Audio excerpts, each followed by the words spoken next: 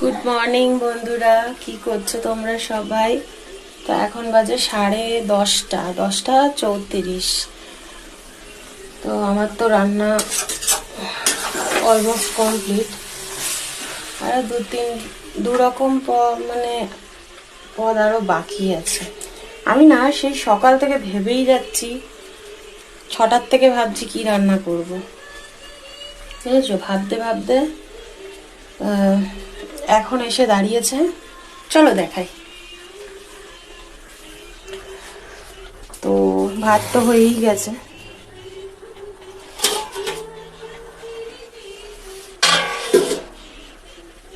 ভাত করেছি, একটু ডাল করেছি। আমাদের না ধনে পাতাটা একটু বেশি ভালো খায়, তো জন্য দেওয়া হয় বেশি করে। তো ডাল হয়েছে।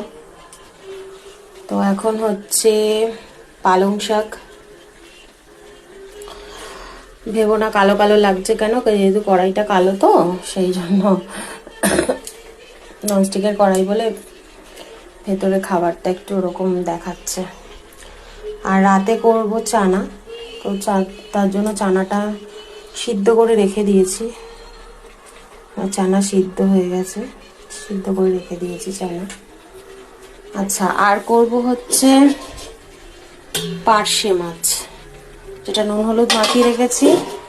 আর আমার বেবলি উঠে পড়েছে, তো সেই জন্য ওকে যাব আগে খাওয়াতে। তো ওর জন্য নেব দুধ তো অলরেডি নিয়ে নিয়েছি। এটা না মিশালে, রবিবারটা না মিশালে ও খেতে পারে না, তাহলে এক ফোঁটাও দুধ খাবে না ও, এটা না দিলে পরে।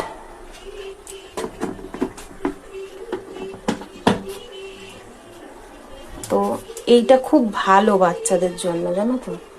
আমি খাওয়াচ্ছি আজকে 1 বছর হলো, বেশ ভালো।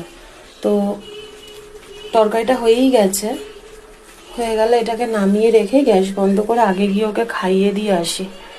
চলো, তারপর দেখা হচ্ছে।